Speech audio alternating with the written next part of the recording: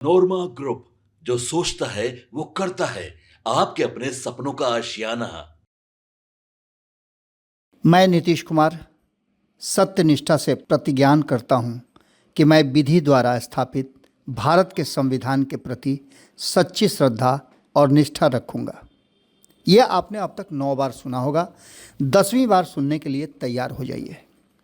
नीतीश कुमार 9 बार इस शपथ पत्र को पढ़ चुके हैं और मुख्यमंत्री पद की शपथ ले चुके हैं। नीतीश के सीएम पद की पहली बार शपथ 2000 में ली थी, लेकिन यह केवल 7 दिनों का ही था। कुर्सी और नीतीश कुमार का यह रिश्ता 7 दिनों का भले ही रहा हो, लेकिन यहाँ से एक रास्ता नज़र आ गया था कि नीतीश कुमार आगे बिहार की कुर्सी पर बैठ सकते हैं। वो किस्सा आपको याद होगा जब कॉफ़ी हाउस में उन्होंने टेबल ठोक करके कहा था कि मैं इस राज्य का एक दिन मुख्यमंत्री बनूंगा। इसके बाद 2005 में एक मौका जरूर आया, लेकिन नीतीश कुमार ने अपनी शक्ति और अपना औकात दोनों नाप लिया। 2005 के फरवरी में एक बार फिर से जनता का मत आया, लेकिन बहुमत किसी के पक्ष में नहीं था। नीतीश कुमार ने पहले ही समझ लिया था कि उन्हें आगे करना क्या है।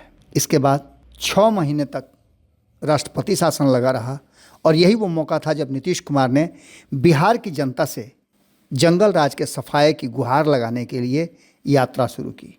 नीतीश कुमार सफल रहे और 6 महीने के बाद जब अक्टूबर में 2005 में चुनाव हुए तो नीतीश कुमार एक बार फिर से शपथ लेने के लिए तैयार थे और उन्होंने शपथ ले लिया। इस तरह से नीतीश कुमार की ये यात्रा निरंतर चलती रही और साल दर साल नीतीश कुमार अपने 20वें साल में प्रवेश कर गए।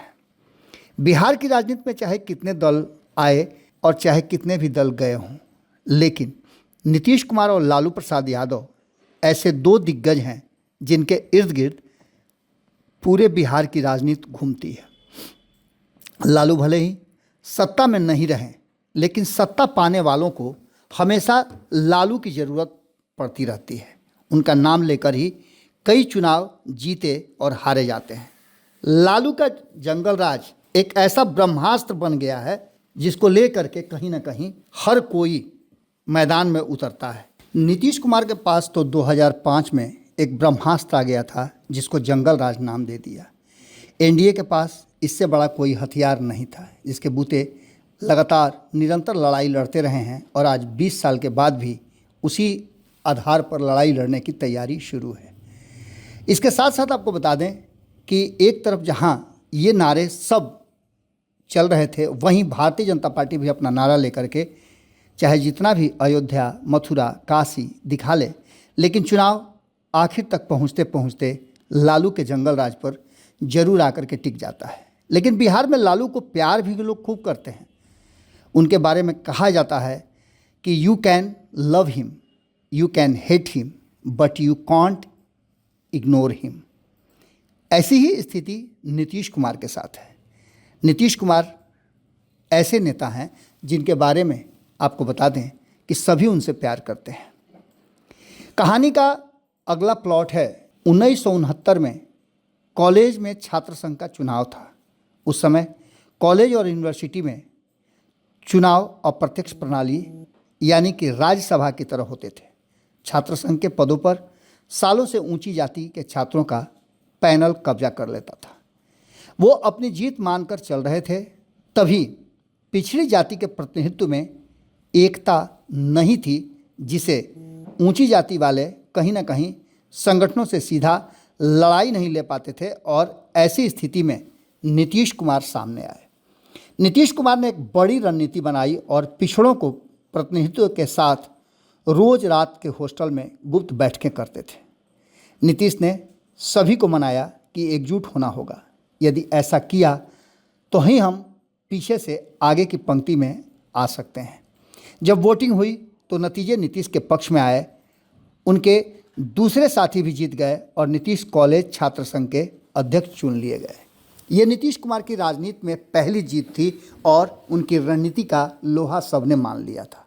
कुछ साल बाद उनकी मुलाकात लालू प्रसाद से होती है। लालू प्रसाद पटना यूनिवर्सिटी छात्र संघ अध्यक्ष के लिए मैदान में उतरे थे। Nitish Bihar college of engineering में थे।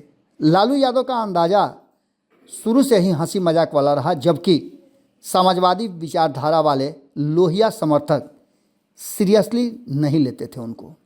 उनका मानना था कि लालू कभी कोई बदलाव नहीं ला पाएंगे।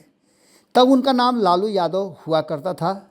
नीतीश ने अपने लोगों के साथ दूसरे प्रतिनिधियों को भी समझाया कि लालू में बहुत पोटेंशियल है, लालू में बदलाव लाने की क्षमता है, उन्हें मौका देना चाहिए।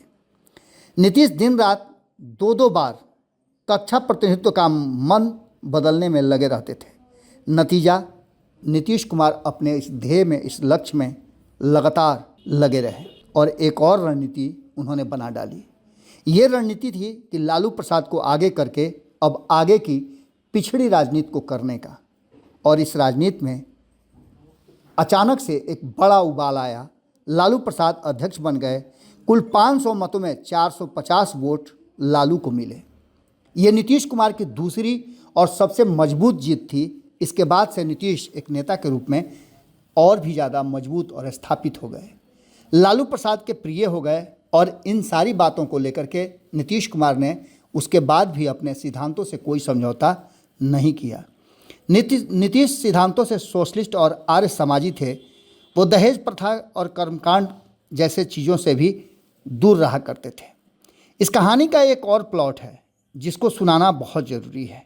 उस कहानी का प्लॉट ऐसे सुना जा सकता है कि जब सारी चीज़ें गुजर रही थी, चल रही थी, इसी बीच में कई ऐसी बातें सामने आई जो कहीं ना कहीं वक्त के साथ बदली। नीतीश कुमार पिछले 19 साल से बिहार के मुख्यमंत्री बने हुए हैं। आज वे देश के चर्चित राजनेताओं में से एक हैं। लेकिन एक वक्त था जब उनके पास दोपहर के भोजन के लिए पैसा भी नहीं हुआ करता था। वे सुबह ही अपने घर बख्तियारपुर से ट्रेन में सवार होकर के पटना आते थे। दिन भर युवा लोक दल के अधिकारियों से मिलते, राजनीतिक विचार विमर्श करते और देर शाम को घर लौट जाते थे। घर से खाना खाकर पटना आते थे और फिर घर पहुंचकर ही उन्हें भोजन नसीब होता था। उस समय नीतीश की राजनीति में स्थान पाने के लिए जद्दोजहद जारी थी। पैसे की बहुत तंगी थी। दिल्ली आने जाने और छोटे मोटे खर्चे के लिए नीतीश कुमार को तब उनके बहनोई देवेंद्र सिंह और मित्र नरेंद्र कुमार सिंह, जो कि इंजीनियर भी थे, मदद किया करते थे। नीतीश कुमार के बहनोई देवेंद्र सिंह रेलवे में काम करते थे और पटना में ही रहते थे। 1977 और 1980 में बिहार विधानसभा का चुनाव हार जाने के बाद नीतीश के भविष्य पर एक बड़ा सवाल खड़ा हो गया था। लेकिन नीतीश कुमार, जैसा कि हमने पहले ही आपको बताया, कि इतने जीवट थे कि वो अपने लक्ष्य से 1 इंच भी डिगने वालों में से नहीं थे। नीतीश कुमार के दोस्त अरुण सिन्हा ने अपनी किताब में उनके संघर्ष का विस्तार से जिक्र किया है। 1978 में नीतीश कुमार के पिता रामलखन सिंह का निधन हो गया। उसके पहले की भी बहुत सारी कहानियां हैं जो हम आपको बताएंगे। उनके पिता बख्तियारपुर के नामी वैद्य थे। आयुर्वेदिक डॉक्टर के रूप में उनकी प्रैक्टिस अच्छी चलती थी। लेकिन उनके गुजरने के बाद घर के नियमित आमदनी का स्रोत भी बंद हो गया था। खेती से थोड़ी बहुत आमदनी होती थी, लेकिन उससे परिवार चलाना बड़ा मुश्किल हो रहा था। 1980 में नीतीश कुमार के पुत्र का जन्म हुआ। इससे पहले हम आपको एक और कहानी बताते हैं जिसमें नीतीश कुमार और उनके आइडियोलॉजी से एक बड़ा टकराव देखने को मिलेगा। इस टकराव के पीछे की एक बड़ी वजह है कि नीतीश कुमार, जैसा कि हमने पहले ही बताया आपको, कि कभी भी अपने आइडियोलॉजी और सिद्धांतों से समझौता नहीं किए। सोशलिस्ट और आर्य समाजी विचारधारा के पोषक नीतीश कुमार दहेज प्रथा, कर्मकांड, तामझाम से बहुत दूर थे, उसकी खिलाफत करते थे। उधर नीतीश के पिता रामलखन सिंह ने तिलक में 22,000 रुपया उनके ससुराल वालों से डिमांड कर दिया था। शादी की तारीख नज़दीक आ रही थी। 5 दिन नीतीश ने हिम्मत जुटाई और अंत में वो पिता के पास गए और शादी साधारण तरीके से होगी, तभी वो मौजूद रहेंगे, इस बात को कह करके उन्होंने अपनी अंतिम इच्छा जो है जाहिर कर दी। उन्होंने कहा कि मैं केवल माला पहनूंगा। नीतीश की जीत के आगे उनके ससुर और पिता दोनों झुक गए। 22 फरवरी 1973 को नीतीश की शादी की तारीख फिक्स हुई। शादी के लिए पटना का Lajpat Rai marriage hall book किया गया। विवाह में प्रदेश के बड़े बड़े समाजवादी नेता पहुंचे। शादी में आए मेहमान को समझ नहीं आ रहा था कि वो शादी में आए हैं या किसी दहेज विरोधी मोर्चे में।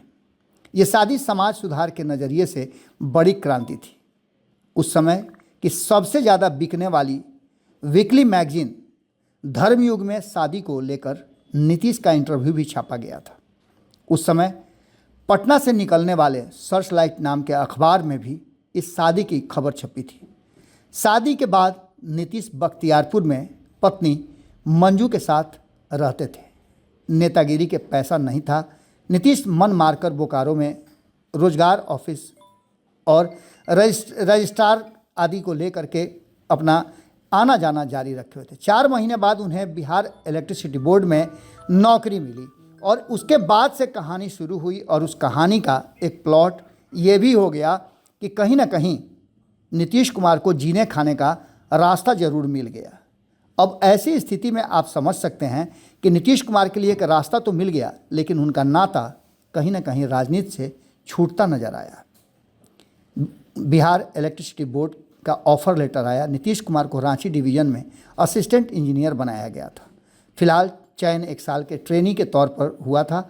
घर में नीतीश कुमार को छोड़कर हर कोई खुश था। नीतीश ने ज्वाइन तो कर लिया, लेकिन उनका काम में जरा भी मन नहीं लगता था। आखिरकार नौकरी चली गई। वो दोस्तों और रिश्तेदारों से उधार लेकर जेब खर्च चलाते थे। ये सारी परिस्थितियां तो आपने सुन ली, लेकिन कहानी अभी और भी है। इस कहानी का एक प्लॉट हमने आपको बताया था। जहां हम छोड़ करके आपको आए थे वहीं से फिर शुरू करते हैं कि जब नीतीश कुमार 1980 में पुत्र रत्न की प्राप्ति हुई, निशांत नाम रखा गया और उन पर घर चलाने की भी एक बड़ी जिम्मेवारी आ गई। उनकी पत्नी मंजू सिन्हा तब एक सरकारी स्कूल में शिक्षक की नौकरी पा चुकी थी।